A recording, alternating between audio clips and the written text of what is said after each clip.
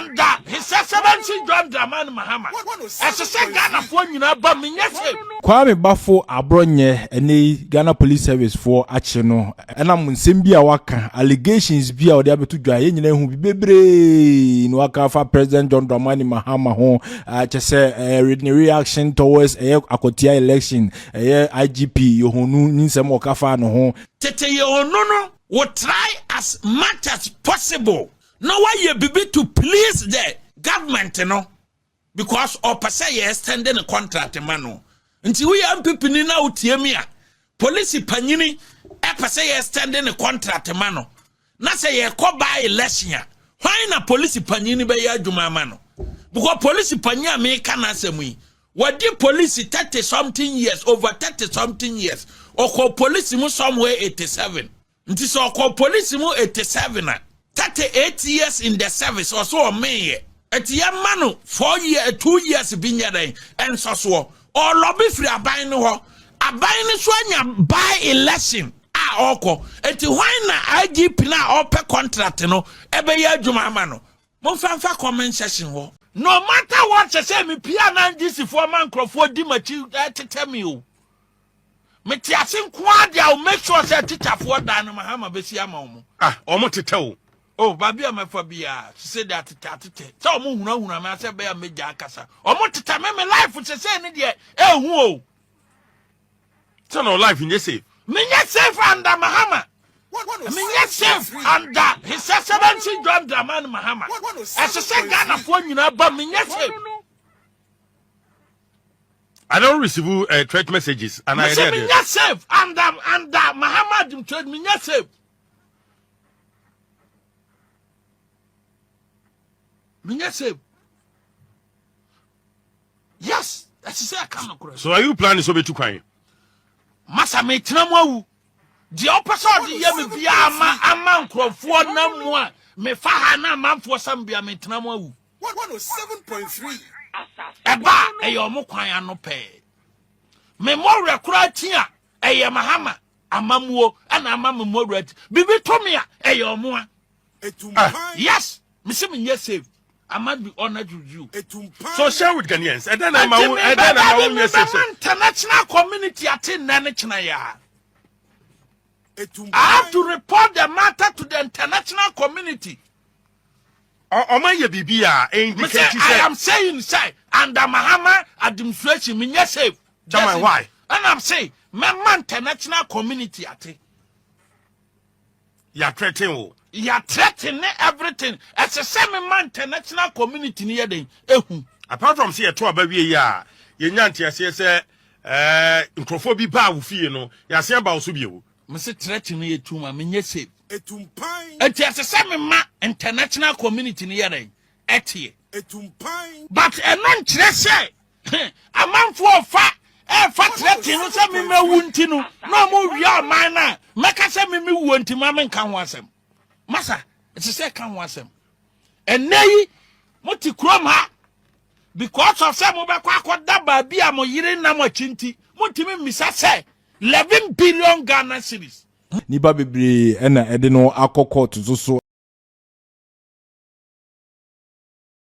SU for defamation. Inya nim say ohia TV there ano ane eye Kwame Bafo Abronye na Moses Abor a oye Greater Accra regional organizer enso abechirim kwa fa so a nipa bi osusu say eye Ghana Police Service for ebowura ni fie owura ho say omo ba behwehwe Abronye e woni fie a enei omachi no na before say Ghana Police Service ebechi no na Abronye the document about outer osiki asylum in 8 countries eye Cote d'Ivoire, USA, France, Italy, Canada, Spain, United Kingdom, and Germany. Say omumwano na sisi na niso aye ntente amanfo penachi no kuno enu omumwano.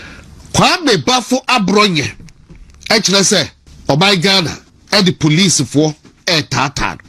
Enunti oda ona. Making reference to a Global Peace Index. Ghana ye free 55. Akwa 61. And then Kwame Bafo Abronye ese oda ona nansai yakoto akwatia by elections ewiye me da se beba ho and Kwame Bafo Abronye e kan anadwen e de kire IGP Christian Tete Yohuno, the Inspector General of Police. Na otchere nadwen ediche IGP. Enu achi ene yehu krata bia efri Kwame Bafo Abronye enche. Wachura kwa akoma amanone countries ni bi ode krata no koy Canada. Or the big called United Kingdom, that's UK. Or the big called Germany. Or the big called US of A, that's the United States of America. Kwame Bafo Abronye Echro Krata and also the copy Echo Cote d'Ivoire. Or the big called Spain. And the big called France. And the big called Italy. Mebacho Tini. It's Krata baby or the big called Canada, UK, Germany, US, Cote d'Ivoire, Spain, France and Italy. Countries, they say 1, 2, 3, 4, 5, 6, 7, 8 countries. Kwame Bafo Abronye, Krata the ko engineer say, or seek political asylum. Political asylum. I know that Ghana for be say, Wakudiyadru. Obika so seek political asylum. Mena now, Uwofie. Na just say, o my Ghana muno. Neho entono. Abai tatano. Omo penekuno. Omo penaya na ayakayaka die. Eti onuane my Ghana. His motherland. Neho entono wum. Omo yana omu bekuno. Eti ope baby akwa akobone ho adwa. Eti countries beye 8 abe brosui. Kwame Bafo Abronye achro krata di akwa akobo se. Monjibie na mia me motherland me ho entome. Enam no kre a me kentino. Omo pem yakume. Me ho entome. And watch no krata e di akwa akoma countries. Na krata no me pacha o shedwa ka fefa except no etosumame. Krata no ye 3 or so pages. What do you wait and naso? Na Ghana for way in the beginning no e be ekika on ye to me enfani na enso ema. Na Kwame Bafo Abronye ebo modia e debu niema bi. Number 1 eye unlawful arrest and detention. Abrofu yo catch omo say ono no kra na aban NDC edi kan by ono ene ye chi no tru first. Se wa chire na dwen e wo noa ne motherland. Eti ono Kwame Bafo Abronye ono ne edi kan echi no etu eti ano ochiro wo krata no afo se enkofo bi tata oda na say obeka akwati ade awie ye no ena man bi e friend e wo number o de number bi friend na o introduce no ho say e friend no set o se o police ni ya friend set asem o ka kire no ne say Ombobodi so be report no ho e police station no one report no ho a the ade febe ye ne time wan hwe kro obo benje ne nkwa e de afri den sem wa man kofo a check set bi oso wa bisa police ID wa ba o wa ye checks wo police ID so obo na ma set bi e friend no na police ID fo enso se da bi omo nheda e dim set bi asa na obo ye checks ne nkro de ba enti asam na etwetwe na so na sam okokan na obi afre no ohunehuna ochina ne efrefre ne ehunehuna enti amane ye machine pa. Third point to make a targeted harassment and threat of arrest. Enti ni nyina no ekowie e set die ya so mo de mecho ye bejo kwafru wosem ye bejo kwafru wosem and the air tata. 84th one ye escalating pattern of persecution. Says he say onwane manyo tim no kra no ne ho ento no sa enti Canada for UK for Germany US Cote d'Ivoire Spain France ni Italy odio monje no e wo mobile mu ho na si say ne ho ento no e wo the motherland and some no de Kwame Bafo Abronye achro nsem pi e wo krata no e no wato e de apete na when na enra ye ya na ntiye say enkofo bi de bidim say bi obo ye police fo say enkofo bi a omo ahye police fo ntade abawra eye NPP youth organizer a ye friend Moses Abor omo awra de fie so omo kohwehwe Abronye Shadrack me pacho video no so aye ready a fato so de ahwefo ne etiefo nyina ehwe bi why Moses Abor enra police fo bo ready fie na chese o hwe video na video no and that no this is how the police raided Moses Abor's house this afternoon, scaling the wall. Yes, they scaled the wall of Moses Abor adanya mo de mo hwe video no di mo be se nkofo bi na tete wura mu ho Moses Abor NPP ni youth organizer yes Moses Abor is a Greater Accra Regional Youth Organizer. I beg your pardon. One police for the supposed because maintain free police force so ba confirm say yomwa but ba ku bi de na tell ya tro police e wachme it police for the tete wura mu sa do police for the tete wura mu ba ko ye say the all through wall ba ko ye say the all through wall Moses Abor fie e na obo e sa de no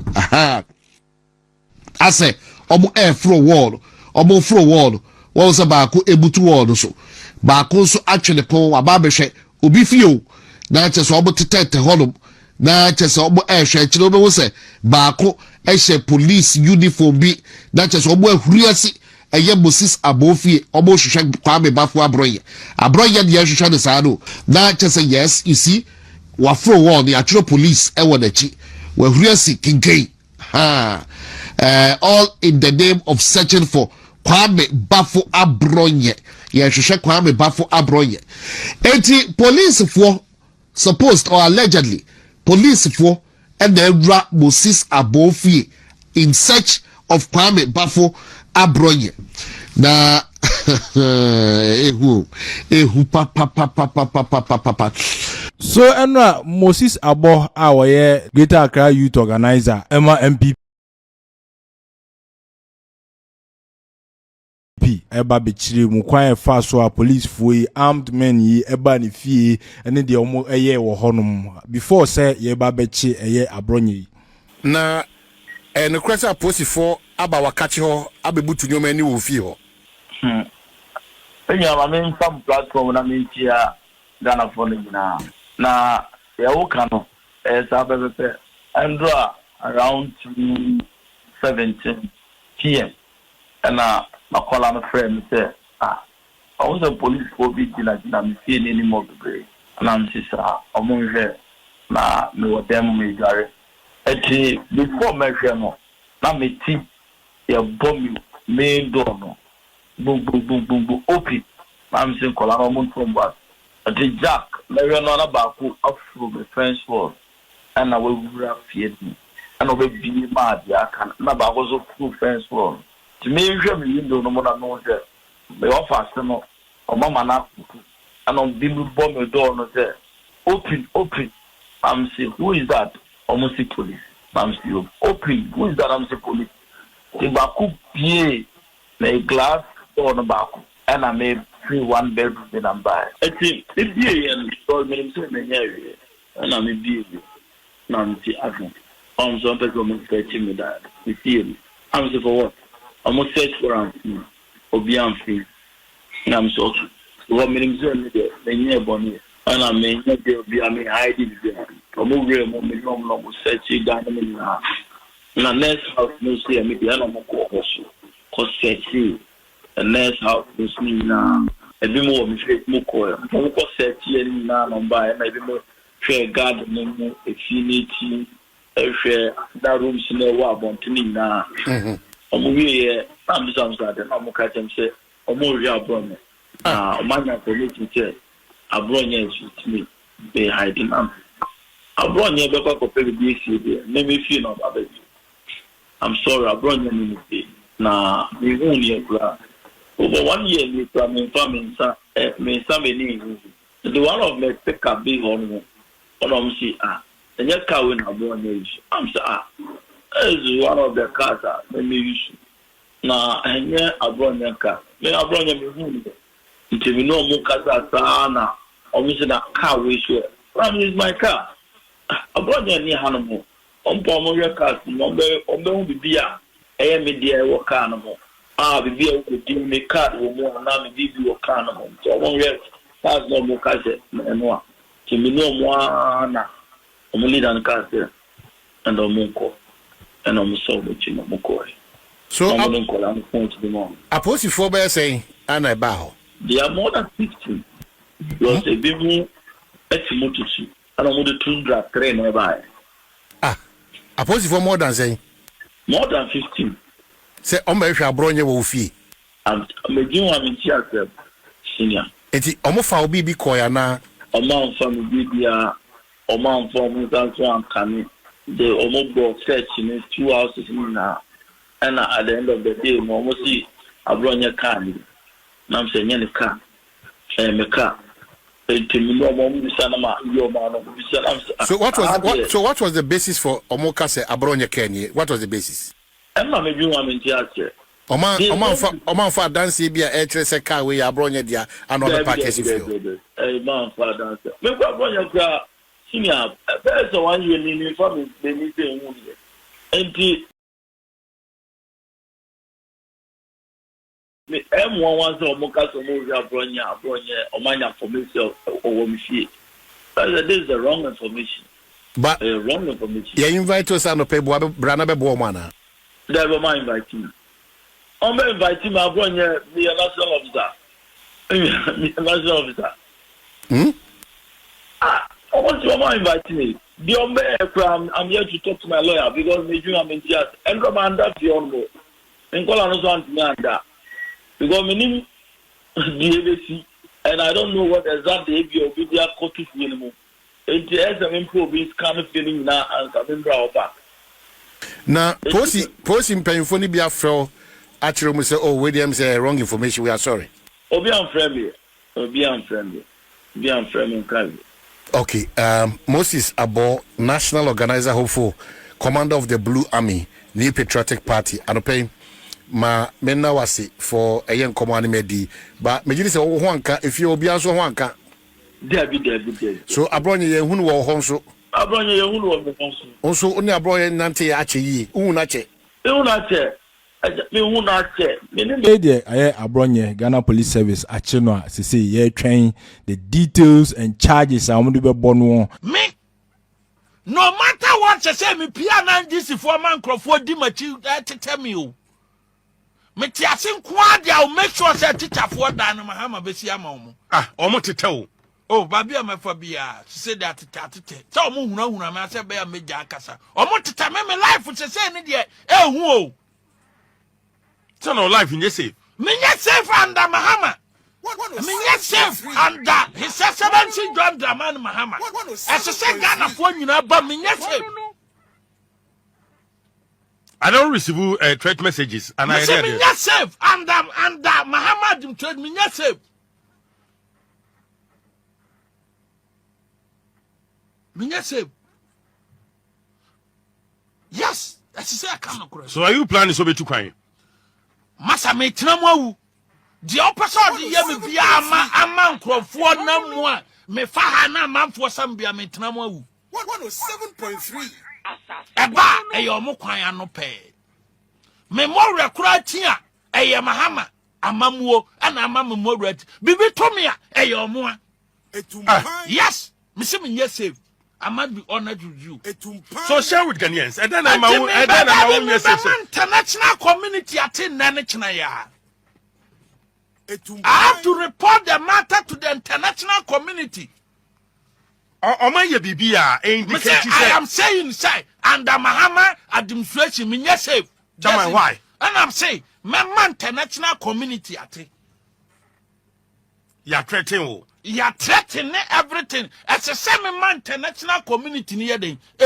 Apart from see a tour baby, ya, you nyanti as you say, Nkrofobi ba wufi no, ya say about Subio. Must threatening you to my minya safe. It's a semi-man international community near them. Etie. But a non say, a man for fat. Fat threatening, some me wuntinu. No more ya mana. Make us me wunti, mamma can was him. Massa, it's a second was him. And nay, Moti Croma, because of some of Kwaku Daba be a mo yirin na mo chinti, Motimi Missa say 11 billion Ghana cedis. Thanks for watching. Like and share the video. You can also drop your comment. Please don't forget to subscribe.